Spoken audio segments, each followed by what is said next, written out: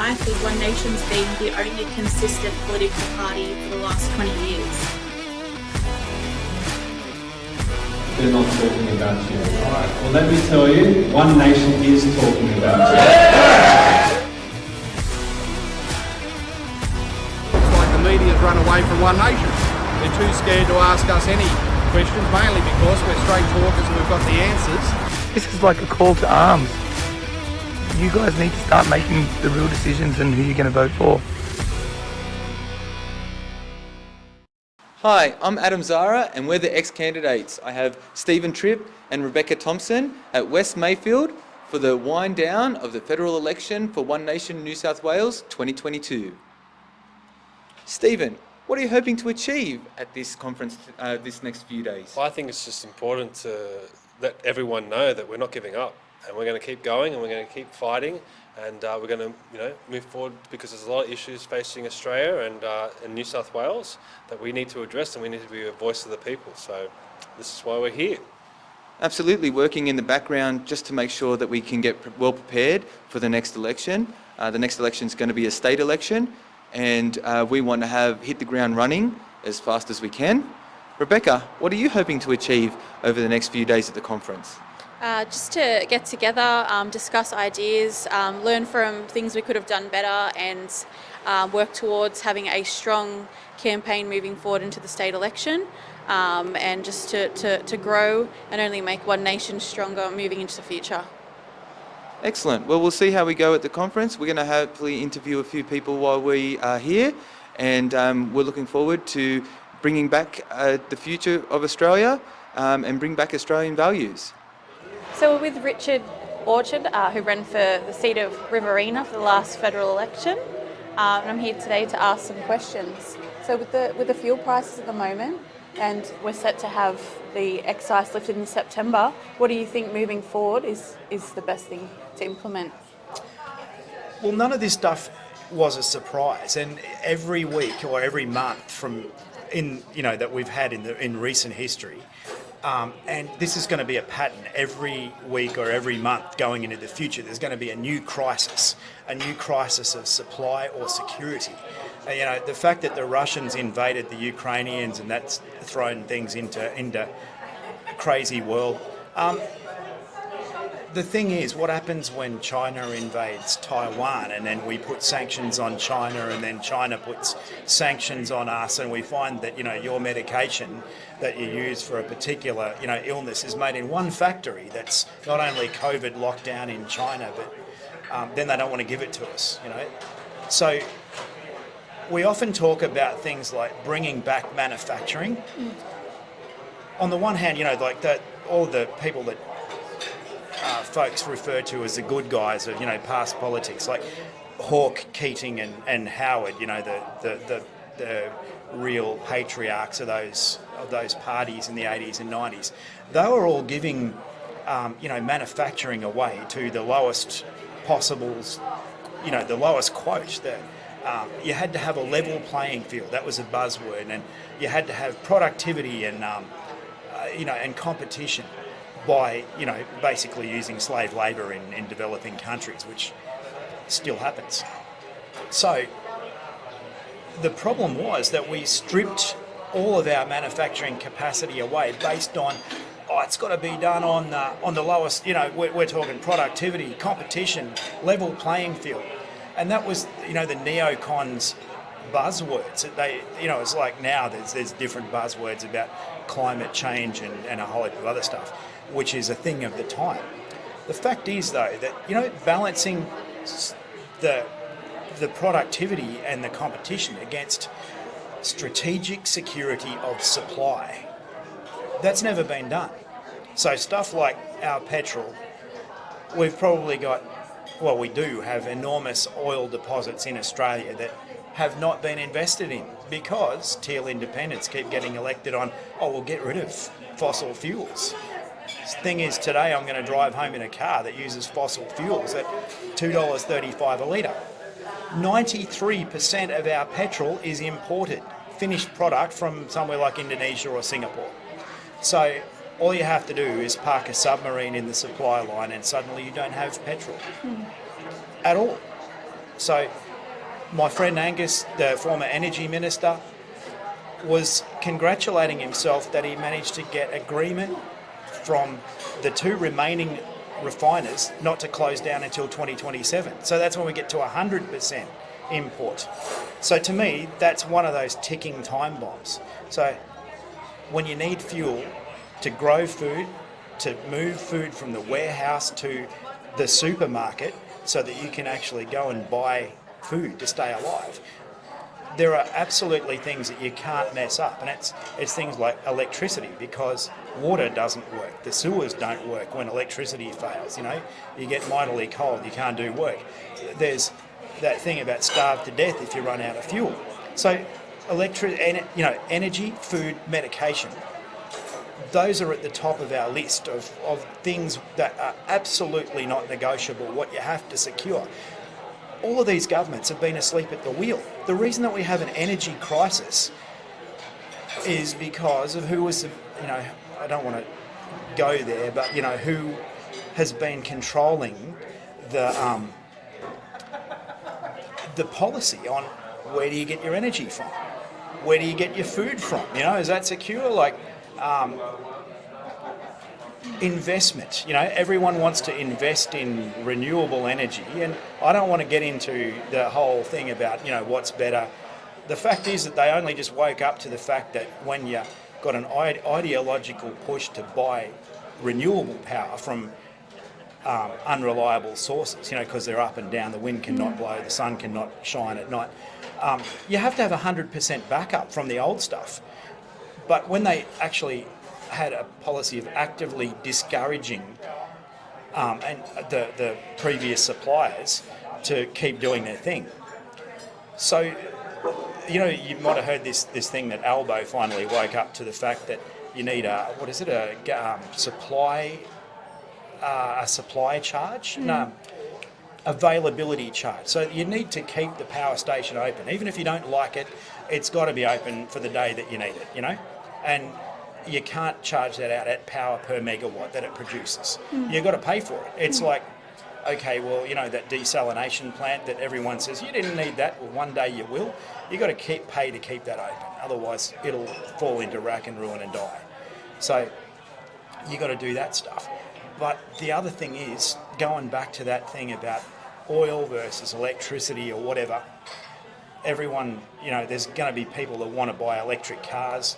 They're going to get good. I wouldn't buy one at the moment, but 5 years, they're going to be good. And you'd be, as a mechanic, or, working in that automotive industry, some of the crap that's produced, as the complexity of petrol cars, you'd think, yeah, I'd be the first one to get a decent electric one. If it's just a battery, a computer and a motor, woohoo, that's music to my ears. So we're very privileged to have Gai Cameron here, the New South Wales Party Secretary, and she was also the candidate for Cook in Scott Morrison's electorate. Can you give us some hot gossip on ScoMo, and have you ever met him, or what's he like as a person? I have met him a couple of times. He doesn't talk much. It's like, where's Wally? We don't see him much unless he's at Westfield Shopping Centre. But recently he's just popped up mowing his lawns with a battery-operated lawnmower in Lillypilly. So if he's a hobbit from the Shire, like most of the people in the Shire, we always have the four-stroke Victors. But obviously he's such loony left, he has to use a woke battery. Wow. And it would be a tough electorate going up against Morrison, right? It's very true blue Liberal seat. Yep. And the demographics are that we have half the population older, and they are very morally attached to the Liberal values and beliefs. And they've been let down by having a person that was parachuted in from Waverley 2 elections ago and have let them down. We don't see him, he does nothing unless it's a football field or it's at Shark Park. A photo opportunity. Photo opportunity, that's all he does. Whereas you're in the electorate, you're chipping away. Yep, making the noise, speaking to the people. And I've noticed you've got a big support base following you. You seem to really hold your volunteers together really well. Yeah, I've got 100 base of volunteers. Many have jumped the fence from the Liberals. They've been let down. So I keep the morals and the values of what conservatism's all about. It's about people, it's about community, and it's about putting money in your pocket and living the life of an Australian. How do you appeal to Liberals that are rusted on? Good question, Steve. You find that the Liberals want to look at the values of the party, but when you've got a person in the party like Scott Morrison who's not standing up to the values, they've been let down. So I'm tagging on to what the Australians want, those voters that vote Liberal, so I'm standing up for them. I've got Donna Pike with me, who ran for the area of Page. We've had a large election, and now we've all got together at a conference just to unwind and talk about what we're doing next. Exactly. What we're trying to do is to make sure that all our wonderful helpers that have helped us through this campaign in the past stay with us and also help us into the future.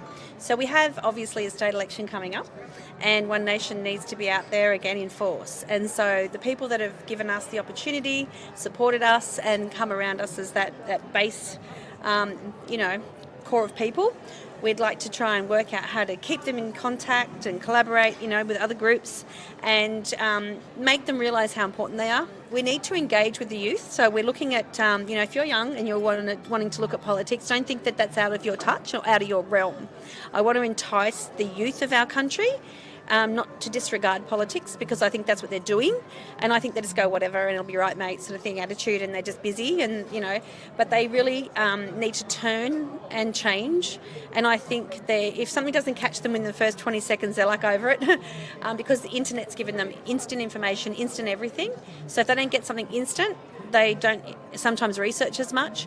But I entice them to change and to not have that attitude, because I think once you start to realise what's involved, you can become quite, excited about something, and you can once you get involved with it, you can realise how great it can be and what it can offer you as a person, and that you have more say in the future of your country and what's going to happen if you're more involved. And if you're just sitting out there doing nothing, you have no power. Yeah. But if you are actually involved, then you have power. And that's the way to get it, is to get involved. And people aren't being involved, and we need to change that whole involvement. And so we want to go out there, and just because us as ex-candidates aren't active in that position anymore, we want to be out there letting you know that we are still on there, we're still connecting with the people, and whoever ends up in the state election, that we are there to support the people that are going into those positions, and trying to network and create a great support group from the ground up, so that they've got that position and that support as they go through. So Mark, this was a big election for One Nation, had candidates in almost every lower house seat across the country, the first time for the party. Obviously, you're a standout, but what other candidates really stood out for you? Yeah, well, obviously we had yourself, Stephen Tripp, we had Adam Zahara here. I found the candidates that we launched with back in February, so we had Quinton, Rebecca, there was a handful of us there that kind of launched, and using the words of Neil Turner, we had some real youth injected into the party. So we've got some standout people that want to do well for the party, and I think that might carry forward into the future. There's a lot of enthusiasm, and I feel really good about it. One of the things I love that you guys were doing up in Newcastle, you had 4 candidates all close together in similar electorates. You're always out campaigning together. I thought that was fantastic. So whose idea was that? Who came up with that strategy? Yeah, look, the brains behind that is definitely Neil Turner. So he told us from day one that was his plan. So he wanted to see all of us working together, and I think it's vital. I think it's vital that we work together and we form our little groups and we all link up. So one of the main things that I see as a key thing moving forward is that we're all on the same page. So if we're all on the same page, we all work together, we all say the same things together, we all come up with the same ideas together, that's what we need to do. We need unity, and unity is key. Yeah, definitely. I think that's the big thing that's come away from this election, is that we are still a unified force. We've got everyone here tonight We all get on really well together, and we're all like-minded, good, hard-working people that Most really want to definitely. make a difference. Most definitely, yeah. We are like-minded people, and we do get along. Like I said, we are pretty young in the demographic of politics, and I think that we have a bright future moving forward. Okay, you're a wealth of information. We just want to know where do you see the party One Nation moving in the future, and do you have any kind of idea of what we're going to do to keep our current volunteer base engaged? Well, you only have to look at the people like yourself. You're true blue Australians who come here, you work hard, you just want to put food on the table for your family, you want to give your kids an opportunity to have the good school, good education, go to work and live a good life. And we're finding at the moment that the Australian values have been attacked by this left ideology and this wokeness and this cancer culture. So I'm starting to find, I've been in the party for quite a while now, I'm ex-Liberal, and I'm starting to find that people are coming across to One Nation because we've actually stood to our values. Pauline, That's the thing, we're not just crackpots. A lot of us Yeah. are ex-Liberals that are just fed up with the way that party is going. absolutely. And look, we're in the true blue working belt of New South Wales, the Hunter Valley, Newcastle. We've got the coal shipping port, the loaders. I'm actually a Novocastrian born and bred, so I know this area pretty well. Parents had a pub in the area for 30 years, so Yeah, okay. and we've served miners, we've served wharfies, we've served across the road. Tube makers used to be here, so it was BHP tube makers, all steel belt. But now it's starting to become a woke area. It's very, it's almost like if you go down to Paddington and Sydney, Yeah. Newcastle's becoming I that. noticed Brisbane went that way as well, which Yeah. is really odd to me. So, like my values and a lot of One Nation values are about our agriculture, our farming, about industry, about keeping the lights on, electricity, having coal-fired power stations. I've been on the renewables. They're expensive, they're unreliable. The money and profits go overseas, mainly to China, Germany and the USA, and they don't create 80% jobs. of renewables are made in China Exactly, yeah. And the steel is made in China from our coal and iron ore. with forced labour Yeah. for the Uyghurs. Yeah, So exactly. why are we relying on this? We're in Newcastle. I mean, energy hub of New South Wales Yeah. and Australia. Like, We have the best coal in Australia in this port, black coal from the Hunter Valley. And it's really sad that you've got this government now, the Albanese government and the former governments, have done nothing about it. And that's why there's a base now rejoining One Nation. Our membership is growing. They're true blue Australians who just want to have a go and live a good life. So why would I want to control, that guy over there's right to buy an electric vehicle or put solar panels on his roof? Like, that's getting into, that control stuff about interfering with people's lives. But if, knowing that, 30% of guys like him might want his electric car and be able to plug it in, that would be a good thing, and to be able to keep the air conditioner on at my place would also be a good thing. The thing is, though, that when I worked it out, that you need a continuous extra generation of 10 gigawatts, which is a 30% increase over what would be running right now. But we don't have the ability to produce what we need right now, apparently, because there's an energy crisis. So are you going to be able to produce another 10 average, and that's including at 1 o'clock in the morning? Everyone's going to want to go and plug their bloody car in at the same time, so it'll probably need to be 20 or 30 gigawatts, surge capacity. And I don't think that that's been priced in either. That electricity may actually, controls might have to be put on, like when you can charge your car, or cheap times to charge it, rather than a penalty for charging it right in that peak hour, to try and drive down that amount of investment that you need for that. But it hasn't been done. The investment hasn't been done. It's not on anyone's radar. This stuff's going to sneak up upon us, and it'll be the next crisis. So we had AdBlue, we've had fuel now, because we've had iceberg lettuces. I'm not sure what the answer to that one is. It'll pass. But the next one is going to be electricity supply. But when to me this would be national defence stuff. You can buy an $80 billion worth of submarines and kill a country by simply not allowing them to have food, and in 3 weeks' time they're finished. You finish, we got 14 days supply of oil. My friend had worked out a plan to get a strategic supply of oil to meet the International Energy Agency's requirement of 100 days. It's physically in the United States, and we can't refine it, so it's as good as not being there. It doesn't exist. So we've got 14 days between real trouble, and our enemies know that. Alright. I think we're in a world where we know that we've got enemies now too. Yeah. So back to the alternative being electric vehicles, or with us pushing forward to the net zero, how do you think they'll address living situations with people in unit blocks that say there's 400 residents and they all require to have an electric vehicle? How would we implement something to ensure they all have their cars charged? It's going to be fantastic.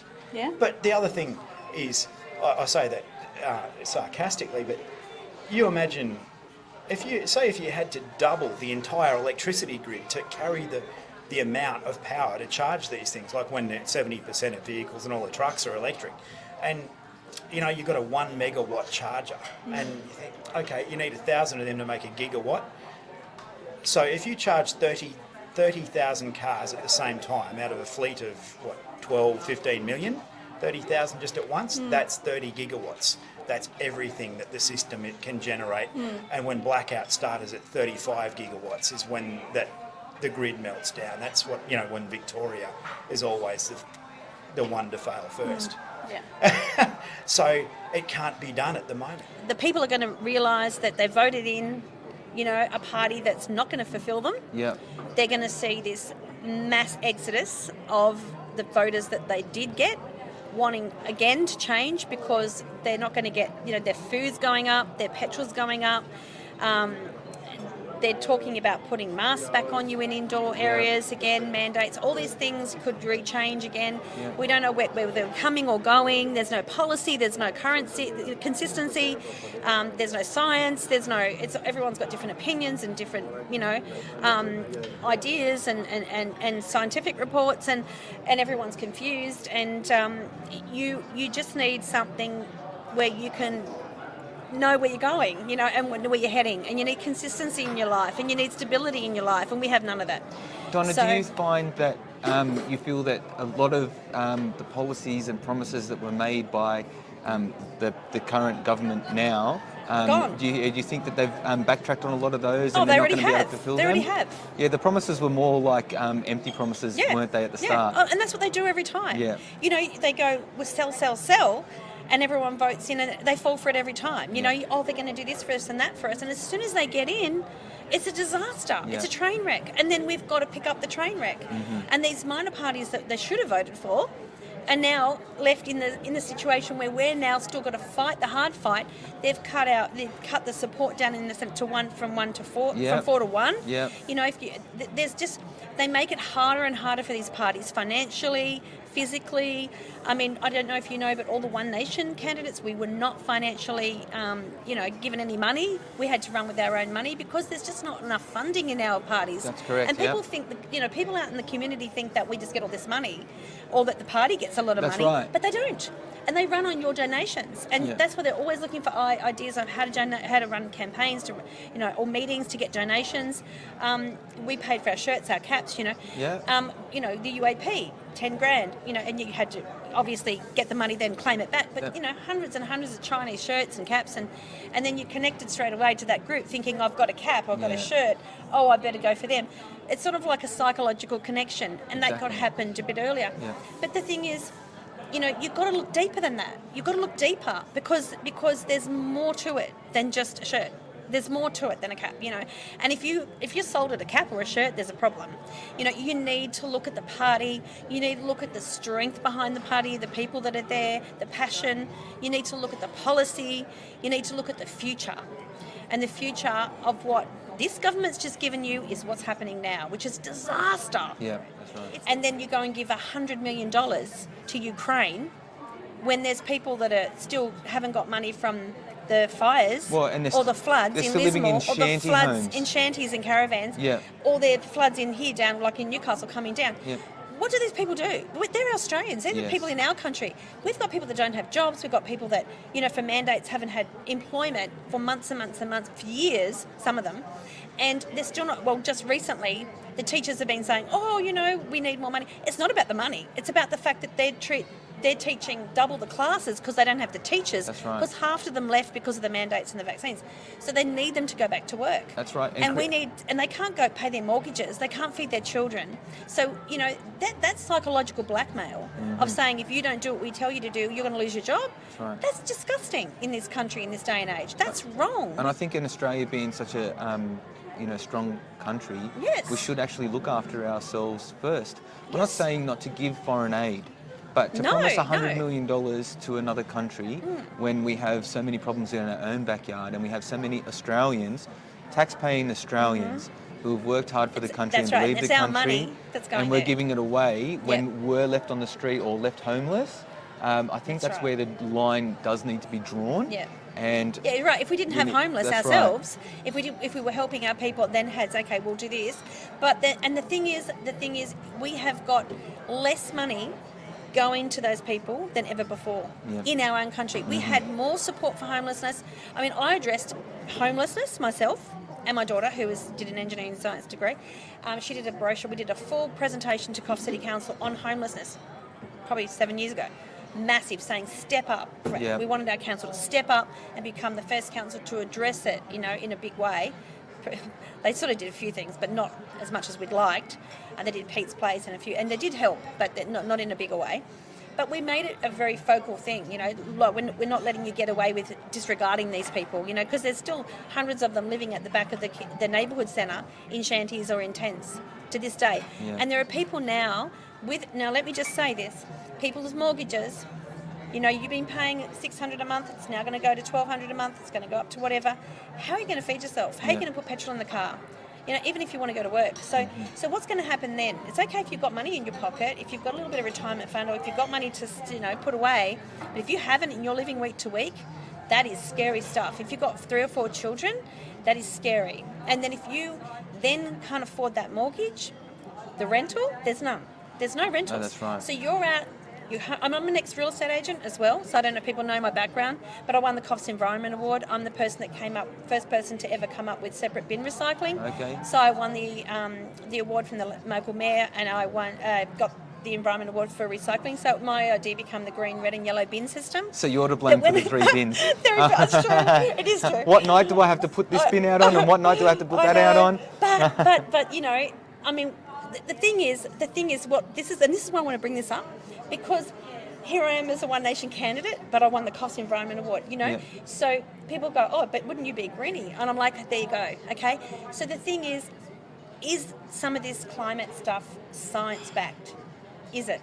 Not necessarily. No, it's no, not, it's not. right? So that's it's right. ideology backed, Yes. because if you believe in Yes. it blindly Yeah. without having proof, Scientific proof. then it becomes a religion. Yeah. Then you can do what you want, because you just say you scaremonger people, say this is what's happening, oh, we got to do this. And people go, oh, yes, well, we don't want that to happen, so we got to do this. But when you look at the actual facts, then you're like, oh. And that's what I'm saying. The kids, these young ones, research. Do your research, because you're just listening to the front cover of the book, but you're not reading the story. You're not opening the book and reading in further. Exactly right. A lot of Yep. the green policies are actually worse for the environment than actual coal-fired Absolutely. power stations Yep. are. Well, look at solar panels. Right? People don't think past. Oh, the solar energy is going to, save, but they have to manufacture those panels, right? Look at all of the energy and the toxins and the environment damage that is a result of the manufacturing of those. Correct. Then all the money for them goes to China. Yep. Because they're all Chinese owned. Yep. That's not staying in the country. Yep. That's billions of our dollars that are spent, which are now even more so going overseas, unless we were manufacturing them ourselves, which we're not. and then what they only have a lifespan. So then they go in as landfill. Landfill, yeah. So people don't, you've got to look at the psyche of that, I and- think the next crisis will be a landfill crisis after we have Absolutely. our energy crisis. Absolutely. And solar panels are Yep. all decayed. Yep. They're going to go into the landfill, Yep. and then what are we going to do with them? Yep, and our land, we're yeah. spreading out on housing, and like I just want to say something too. They're looking at a world depression situation. Countries losing electricity, our electricity bill is going to go through the roof. Yeah. That's another hike, which everyone was already complaining about, but Yeah. now it's going to get worse. Yeah. I can predict lots of things that are going to happen. Yeah. I don't know if people want to hear it. My daughter, she's looking at buying a block of land and building. Was it 4 companies went bust? Yes, I believe 4 4 major building companies Yep. went bust recently. That's gonna happen. You're gonna hear more of that more. because the supply companies, the trucks, the petrol, getting the supplies are just there's issues in getting the supply for the building companies coming from China, whatever. A lot of our stuff isn't manufactured at home, and you look at Buy Australia, Make Australia, that whole thing of Pauline's thing. We should have done that. Get-go. We Yeah. should have been we should have been pushing that way more than we have. Well, the problem we with that gave was... it all away, well, and the we problem- made them all rich because we bought all their products. Well, 1975, when the Lima Agreement was signed, that ended Australian manufacturing and Buy know. Australian, Support Australia. I know. Then they've tried to bring that back however many times, with the Australian-made logo on this and Australian-made logo on that. Yeah. But they raised the price, drove the prices of Australian manufactured and made so high that, again, people can't afford to go and buy a $300 pair of Ugg boots made in Australia No. from Australian merino wool Yeah. and leather when when you can buy a woolen pair of Ugg boots for $50 from Kmart. Not know. even $12 you can get it from Kmart. So I hear that the Australian-made, Australian-owned, idea was sold out to us in 1975. And what are your thoughts on other countries around the world reopening their coal power stations? It's amazing, that ideology can, when you're at the point of starvation and freezing, suddenly can take a back seat for a little while. But, the other thing that amazes me is that, everyone thinks, oh, yeah, Australia's, we can vote for Albo, we can fix the climate change issue. We can charge our cars at night with solar panels. If we all died tomorrow, right, the country would produce some bloody emissions from bushfires and stuff like that. So if we all died tomorrow, we reduce the world's emissions by about 0.5%. And the natural growth in emissions is about 7% a year. So in about 3 or 4 weeks, the dip of us all dying gets filled in, and then it keeps going. So it doesn't matter. So when someone said, vote for me and I'll fix climate change, that person's a liar. But you're going to have to be jumping through a lot of hoops to get to that perspective. A lot of people want to do that. Like a lot of people like the idea of reducing pollution. And I think we really should listen to all people. And, I don't like to pollute stuff either. And, like where I come from, most people are farmers who are also, labelled as, environmental destroyers from our farting cows and sheep. And our fertiliser that, emits nitrogen dioxide or something. So, people who are in that industry need to be, because they're producing food, they need to not feel the annoyance of this whole climate change stuff. But they're also really good environmentalists. Yeah. So they don't need, we need to protect agricultural land. We don't need solar panel farms in the middle of a bloody prime wheat field. We've got a lot of desert for that. We've got great resources, the sun in the sky and endless, sunburnt country that goes off for miles and hours when you're flying over it, of desert.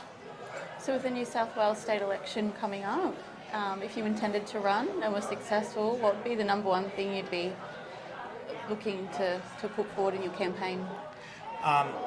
Is to look after farmers and their input costs, agitate for local production of fertilisers. Hey, and even if that means, give me some of that green hydrogen, baby. Whatever we can have, we're going to build fertiliser plants in Australia, like that Incitec thing that in Brisbane that was the saviour of the AdBlue crisis. So, you know, if we can do that, and we can probably export another resource, that'd be good. I think we need to do something about securing fuel supplies. You know, we won World War II in 6 years from, you know, being unprepared to winning it. So we can probably do stuff like that to secure fuel supplies. I think we need to protect agricultural land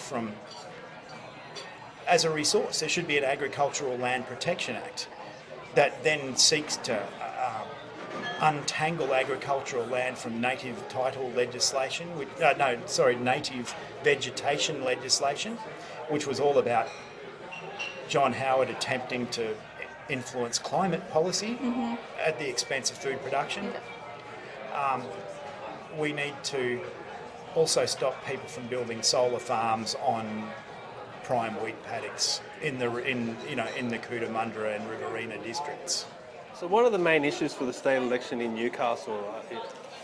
What's the state of Newcastle at the moment for people that might not live there? Well, Newcastle, I think it's like every electorate. So the main things that are hitting home with people are the cost of living. So energy bills are skyrocketing. You look at the price of fuel, that's just astronomical. And what's the talk on the town? Because you mentioned the rising cost of energy. Newcastle is obviously a huge hub of coal. What is the talk on the street in Newcastle? How do they view renewables and this shift to renewables and this movement away from coal? Well, that's a tricky thing in the Newcastle electorate. So one thing I found here running in the federal campaign was that you've got a divide as such. So your inner city are more your rusted on Labor and Greens, which are shifting towards those renewables, as where your outer suburbs are more of your working class people, your people that are kind of extend out to the valley and work in those coal mines and understand the importance of coal. So in regards to that, the city's kind of split. If you move to the outer electorates that are surrounding, there's also a split in that as well. So I think big things are we need to bring the price of energy down, we need to bring the price of fuel down, we need to work on the cost of living, we need to look at our education, look at what's actually going on in the education system, which Mark Latham is and Rob Roberts are fighting very hard for in the upper house of New South Wales.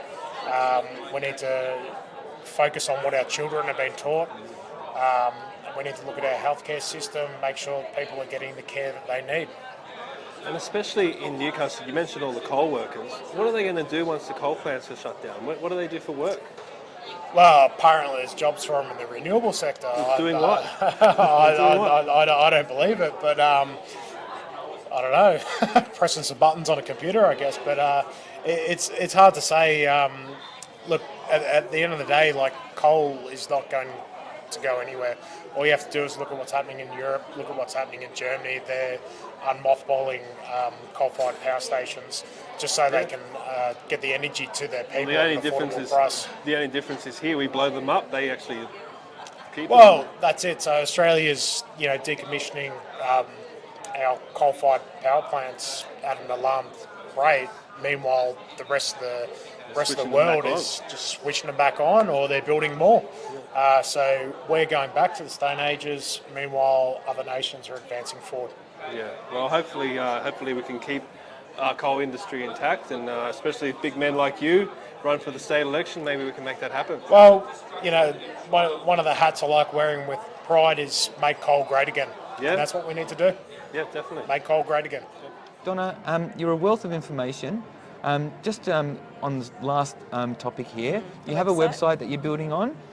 Just give us the details about the website, where we can find you and where we can see some of the information that you're talking about, because I know that we have viewers out there who are interested in maybe non-mainstream ideals and want to know a little bit more about, a few other things that we don't discuss too often because Yep. we try to keep it policy orientated. Yep.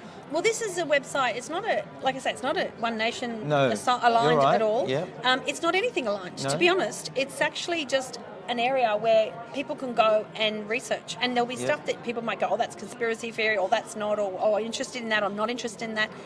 Nothing's going to be barred because it's just a diverse portal of information. Yep. And if you've got something to say, it's where people can find it and go, Yeah. okay, I agree with that. No, I don't agree with that. Fair enough, because we're all individuals. We all have our own ideals and we all have our own beliefs. But I don't want to block anybody out. I want Yep. to tell you you're wrong and he's right because it's not my place. No. It's for you to decide as So an you individual. provide the information So for people. the site is there, and there's a portal for each area and each different groups and all the things they're doing, different things that you might want to have a look at. They might be sort of totally not you. Yep. They might be, wow, I love this. Yep. But their information, like where to buy, say, non-GM seed, original seed, Yeah. if you want to just do some veggie growing Yeah. or something like that, and you don't know where to get it. Yeah. So this will be on there. So Yeah. there'll be like also some of the research into, and there are vaccine injured people that aren't getting a voice. Yes. So we'll be giving them the opportunity to be able to look at things that they can take for their bodies Yep. to assist their health, Yep. which I think is very important because we've got this divide between the vaccinated and the unvaccinated. I want to close that gap. Yes. I want you're a human being. We're all human beings. Yep. We all need to support each other in any way. And I think, if people are suffering, I definitely want to be assisting them because they're my fellow human being. Yep. And I don't want to leave them out high and dry. That's not my thing. I'm there for them as much as I hope they're there for me. So I'd like to be able to help them. So I've been researching. I've been doing this for 5 years. So it's day and night, you just get Yeah. switched on, and that's it. There's no stopping, isn't Absolutely, there? yep. And then you go down every rabbit hole in Yeah. existence. But at the same time, I've got a very, level, common sense headed sort of person at the same time. So I keep myself leveled, but I'm not going to say, you're wrong or you're right. I'm not the one to choose. I think everyone needs to have a voice, and I think that's what the biggest problem is. Our voices have been censored, they've been cut, they've been limited, Yep. and we've had to start these underground, media options to Yep. be able to get out to the community because we don't often get, the proper media sources to support even One Nation. Didn't get Pauline was actually blocked at one stage. That is ridiculous. Yeah. Because The Voice Australia was built on the fact that freedom of speech and freedom to say what you want to say. And I've seen more censorship now than I've ever seen in my life. So Donna, has the website? I know the website's built. It's actually Has sitting, it got a name? Yeah, it isn't built. It's sort of it's in construction, under construction. It's Yep. not on yet, Yep. but you will see it when it goes up. So Yep. it's being built on offline and being structured. We just had to change it because what we wanted to have in there, we need it to be not just a template. It had to be more built, structured. So it's going to be www.theportal.info. Okay, www.theportal.info. Yeah, so theportal.info. And once it's up and running, the ex-candidates will post up the link to the website because Lovely. Donna will keep us informed. Thank you. Donna, thank you very much. You were very insightful, Thank you. and we look forward to speaking to you again. Thank you so much for the time. Thank That's you great. very much. Wonderful. Okay. Thank you. Bye.